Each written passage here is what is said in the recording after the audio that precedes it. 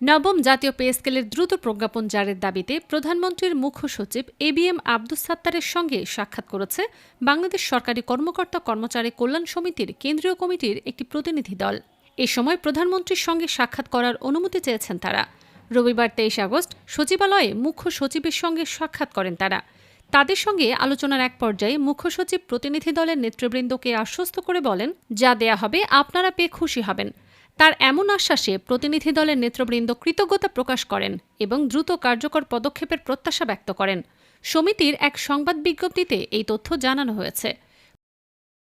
প্রতিনিধি দলে ছিলেন সংগঠনের সভাপতি আব্দুল মালেক, মহাসচিব আশিকুল ইসলাম, কার্যকরী সভাপতি শাহাবুদ্দিন মুন্সি, সহসভাপতি মোহাম্মদ মনিরুজ্জামান, সহসভাপতি নুরুজ্জামান লিটন, দপ্তর সম্পাদক আলামিন এবং সহ সাংগঠনিক সম্পাদক ওমর ফারুক। এ সময় আব্দুল মালেক অল্প সময়ের জন্য নবম জাতীয় পে স্কেল বাস্তবায়নের উদ্যোগ গ্রহণ ও ঘোষণা দেওয়ায় মুখ্য সচিবের মাধ্যমে প্রধানমন্ত্রীর প্রতি কৃতজ্ঞতা প্রকাশ করেন। তিনি বলেন, 11 বছর ধরে সরকারি কর্মকর্তা কর্মচারীরা নতুন পে স্কেলের প্রত্যাশায় রয়েছেন। এ সময় দ্রব্যমূল্যের ব্যাপক ঊর্ধ্বগতি, বাড়ি ভাড়া, বিদ্যুৎ, গ্যাস, শিক্ষা ও চিকিৎসা ব্যয় সহ নিত্য প্রয়োজনীয় সব খরচ বেড়েছে।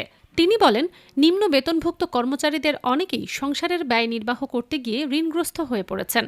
ফলে তাদের জীবনযাপন অত্যন্ত কঠিন হয়ে উঠেছে।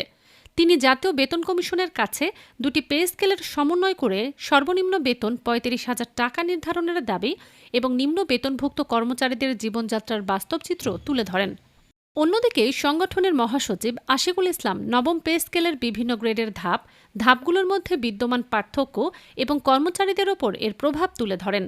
তিনি পে কমিশনের সুপারিশকৃত 3টি উচ্চতর গ্রেডের সুবিধা বাতিল না করা, বেতন কাঠামোর বৈষম্য দূরীকরণ এবং সর্বনিম্ন বেতন 20,000 টাকার নিচে না নামানোর বিষয়েও বিশেষভাবে অনুরোধ জানান।